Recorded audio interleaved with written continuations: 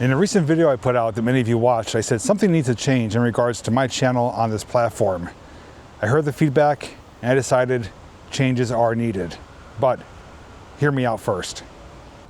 First things first, if you're hoping or worried that I was going to be leaving this platform, giving up on YouTube, that's not the case. I am here for the long run. I'm not going anywhere anytime soon.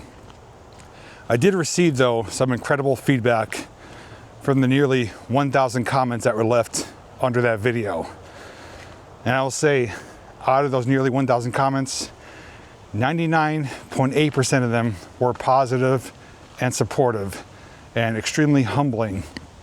I didn't realize how many people are not only here for my videos, but also here for me.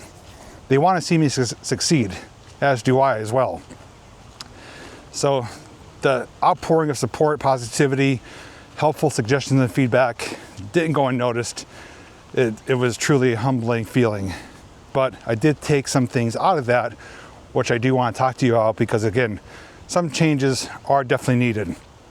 Now, in my original video, I did toss around the idea of maybe doing a completely different format, like cutting out the outros, the intros, taking away a lot of the talking, making the videos much shorter, focusing more on the location, not so much about me at all. Well, I heard your feedback on those thoughts and helped me decide what I should do going forth.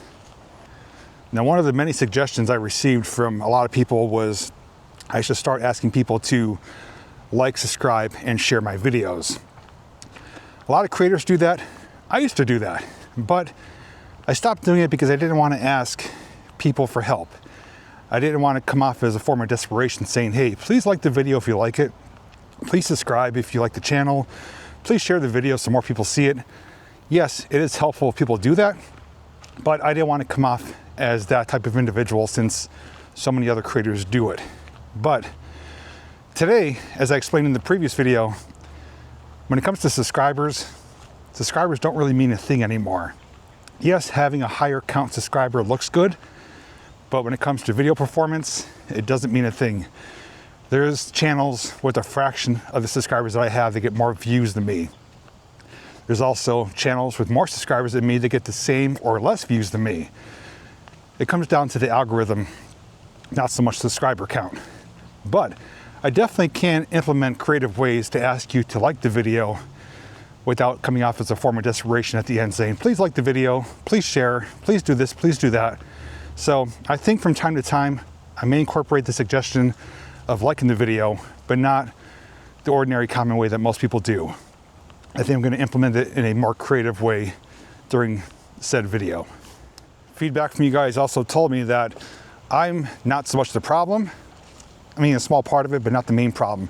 It's more so the algorithm not putting my video out to the viewers.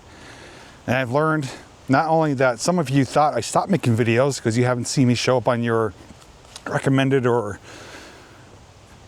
you would like this video or your homepage. Many of you thought I left the platform. You found that video I put out saying something needs to change, went to the video tab and realized there's a lot of videos that you missed. So that proves right there, YouTube wasn't putting my channel out or my videos out to the people that should be getting them, which is hence why I don't like the algorithm. I also learned from you guys that many channels that you're subscribed to as well also put out similar videos to mine saying, hey, something's wrong. Views are going down. People aren't aware that I have new uploads. So that told me I'm definitely not the only one experiencing this, that it's on a larger spectrum than I realized. So I'm not being singled out. It's just that I am part of a group that's being affected. And it seems like it's mostly, and when I say larger channels, I consider myself a mid-card. You know, I'm over 100,000, but I'm not near 1 million. I'm like a mid-card size channel. But what I've been seeing and hearing about is channels a little bit smaller than me, mostly larger than me, are being affected by the algorithm where YouTube is putting out newer, smaller channels as recommended, or you would like this or watch this. And it may not be what people want to watch.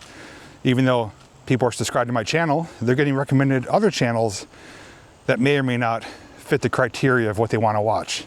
So that's an issue in itself, something I have no control over. I also did have a few fellow creators reach out to me as well, saying, I noticed this as well. I didn't know what was going on. I thought I was doing something wrong.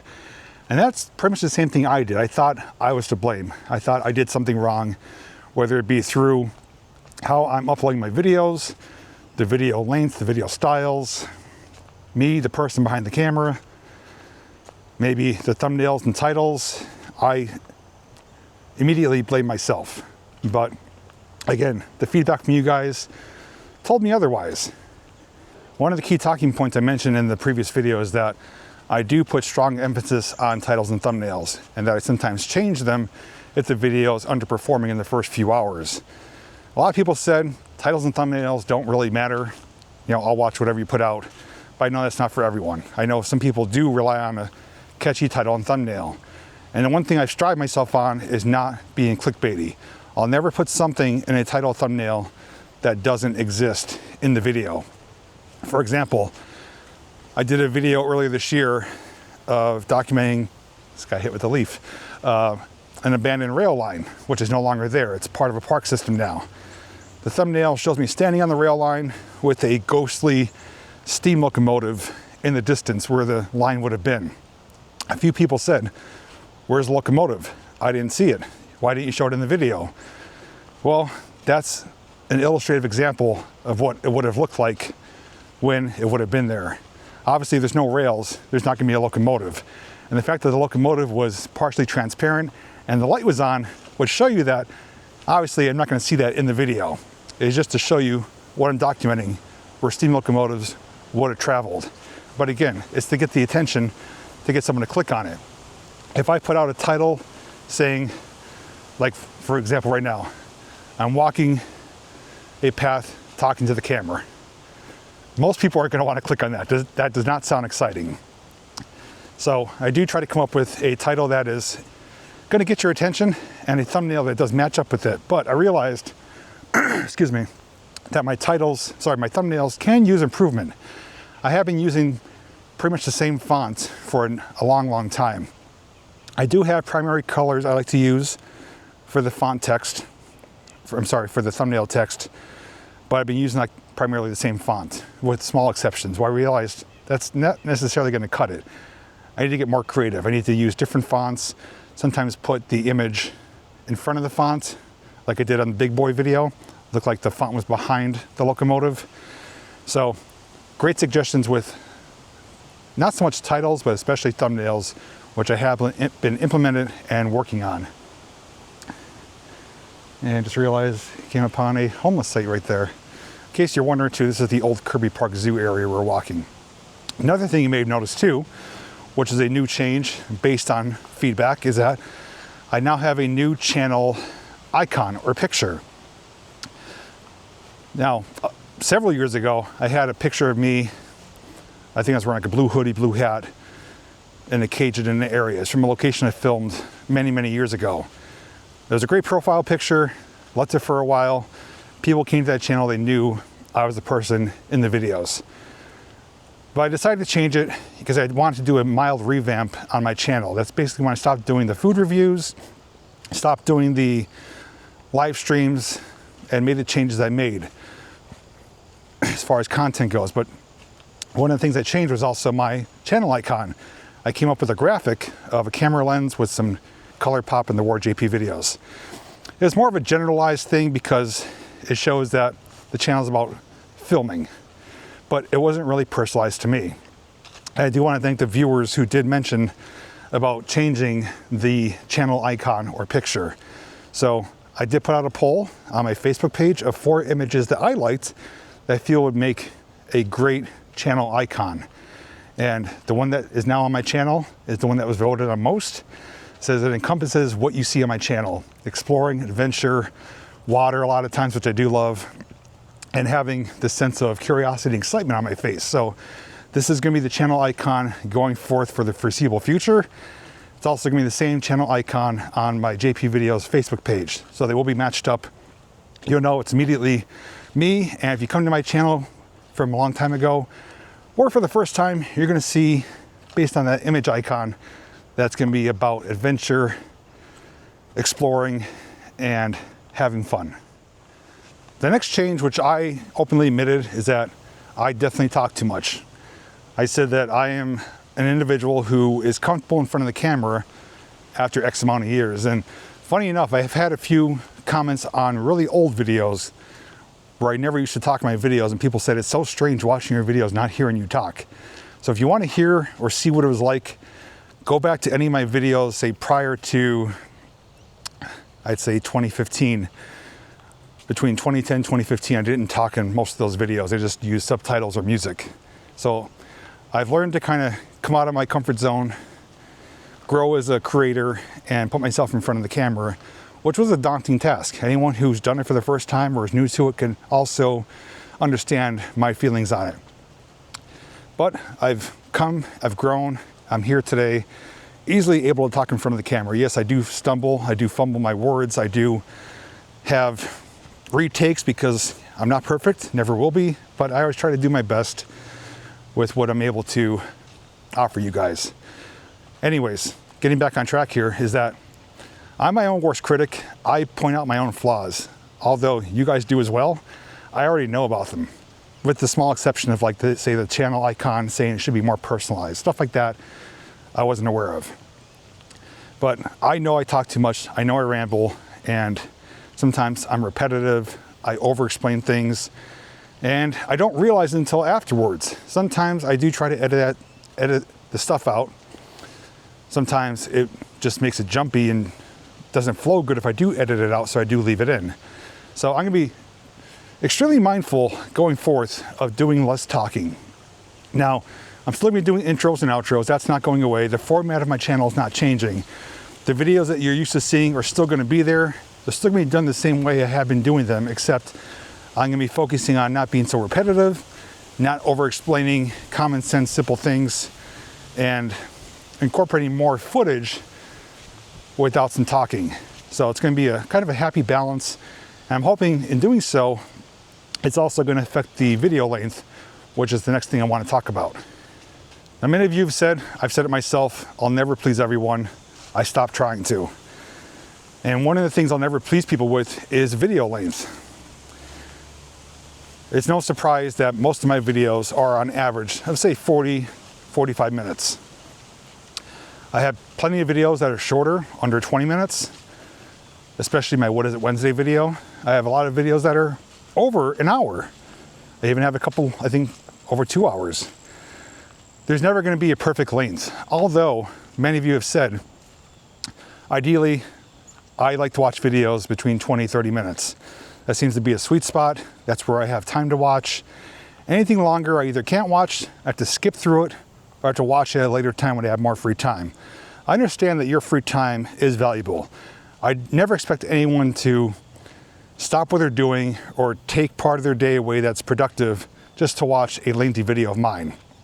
The video is always going to be on the platform, whether you choose to watch it right when it drops or days or weeks later. The video is going to be there. So whenever you can watch it, I'm okay with that. You know, obviously the sooner it gets watched, the more it's recognized in the algorithm, but I understand that's not possible for everyone, especially a lengthier video.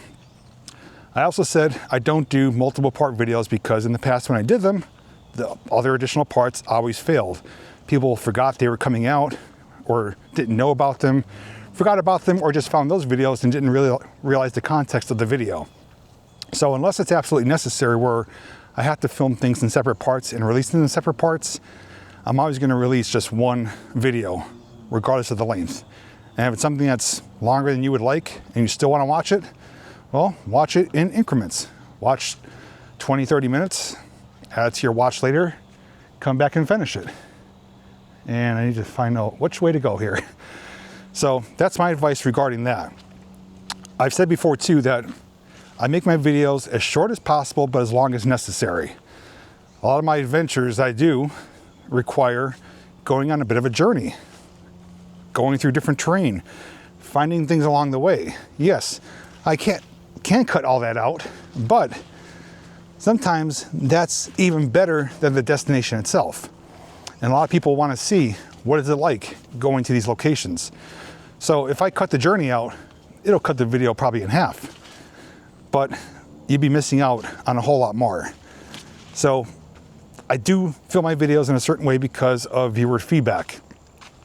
Some people don't like it, many do. So going forth, I'm going to strive on keeping my videos a little bit shorter. I'm going to shoot for closer to 30 minutes or less, but it's not going to be possible for every single video. There's still going to be lengthier videos. I have one that I recently did, which I don't know if it was released yet, but it's an hour and 20 minutes.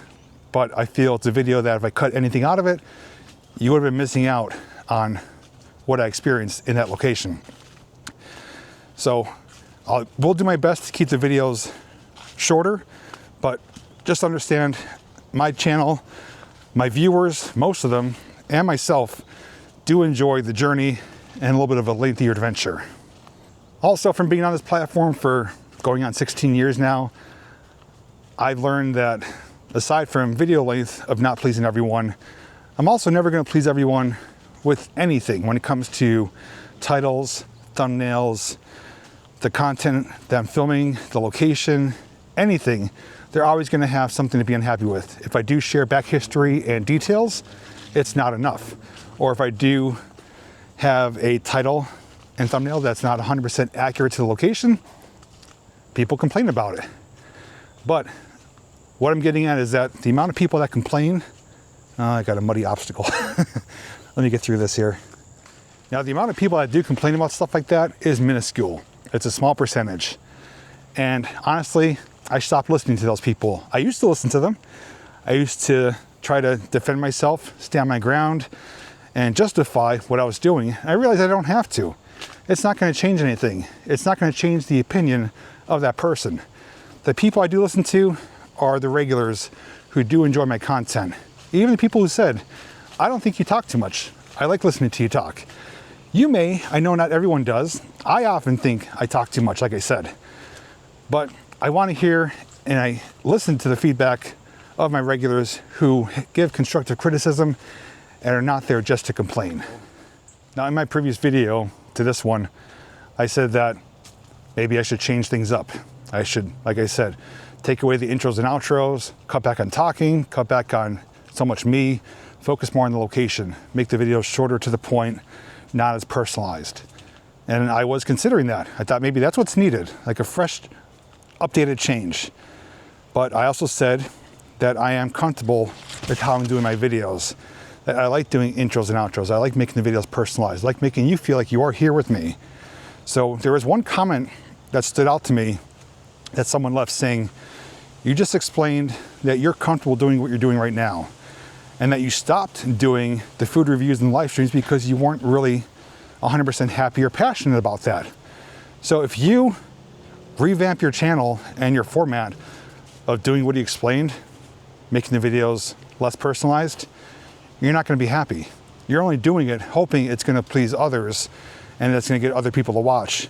And in doing so, it might actually chase away or push away my regulars who do enjoy the way my videos are now. And that was a great point. That really resonated with me because I didn't see it from that point of view. Instead of making changes, hoping it's going to attract more people, I'd ultimately be unhappy and pushing people away who were here for what I already have to offer. Now, when it comes to content on my channel, it is varied. I do have variety. Not as much variety as I used to. As I explained, I did cut things out. But primarily what you see on my channel is mostly about me. It's stuff I like to do, stuff that interests me, stuff I'm passionate about. And I understand that some people come for one reason, not for another.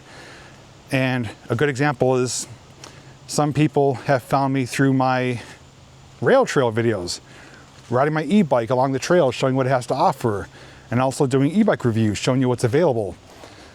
I know people that came for that stuff isn't necessarily going to want to watch, say, an abandoned exploration or a Google Finds video. Although I'm hoping they will and give it a chance, I'm not expecting them to. And vice versa. If you're at my channel for Google Finds adventures, abandoned explorations, culverts and mines and other things, railroad ruins, I'm not expecting you to want to watch an e-bike video or a rail trail video. So when it comes down to it, I need to find my way out of here. When it comes down to it, all I ask you to watch is what you want to watch. I never force something on someone, and I think I got myself in a pickle here. Although my content is catered to, you know, a wide general audience, I know some things are specified. So if I do put out an e-bike review video and you don't want to watch it, don't watch it. Just skip that, watch something else. If you do want to give some of my content a chance to see if you do like it, then by all means, that's what it's there for. But variety for me works because I know with some channels I'm subscribed to that if they put out the same video or the same type of video over and over and over, it does get repetitive, it does get boring, not a whole lot changes. Also, some channels I'm subscribed to do put out variety, and there may be a few topics that they do film that doesn't interest me. I would never think of criticizing that person for saying, this is not what I subscribe for. I don't want to watch this. It is completely their channel, their choice, and it's my choice if I want to watch it. So when it comes down to it, I share what I want to share on my videos on my channel, hoping many of you will appreciate it and enjoy it, but understandable if you don't. There's more than enough people though that have found my channel and said, you know what, I found you for this reason, but I didn't realize I like some of your other content. Some people had no interest in trains or abandoned rail lines or mining history, and all of a sudden they do because they gave one of my videos a chance and realized, hey, it's actually something that interests me. So those people that do kind of branch out of their box and watch something that they may not expect to like, well, that's what my channel is all about. I never know which person or audience is going to see my video. I can only hope that the person that watches it actually gives it a chance and enjoys it. Two other suggestions I received that I'm going to use in my channel is, number one, is starting to use my shorts platform again. Nearly every channel has a shorts window where you could upload usually 60 seconds or less quick videos, mostly in portrait mode, tall and narrow like you'd watch on your smartphone. I have uploaded things there before. I never really cared for it. I'm not a big fan of shorts or even like TikTok videos, but I do see the upside of it because a lot of people today have short attention spans. They may be just at work, browsing, scrolling through, looking at quick videos. And the suggestion was take parts of my main video, the highlights, make it into a short, upload it as a short, and put a link to that main video. That's a great idea. If someone catches that small video, piques their interest, there's a good chance they may want to see more of that video, and they have a way to do so without having to search my channel to find it. The other suggestion too, which I have done sparingly, is using timestamps on the videos, specifically lengthier ones. Timestamps are basically in the description area where there's a number to a portion of the video that tells you what's going on there. Like, for example, intro, exploring the train bridge, having lunch, and then the outro. It breaks up into sections so that way people know what to find where. And I'm making sure my camera doesn't blow over here. Let me move it just a second. So going forth, mostly in my longer videos, I will be using that timestamp feature, and you'll know it's there because on the video timeline, as you're watching it, you'll see little blocks with little descriptions above it. That's the timestamps. They're also listed down below in the description, so you could jump to a certain part of the video if you wanted to.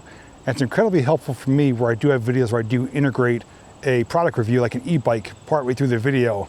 I not only put the timestamp on the screen itself, but you can also go to that timestamp if you want to jump right to that point, or if you want to skip past it and not watch it, the timestamps will be helpful for you as well.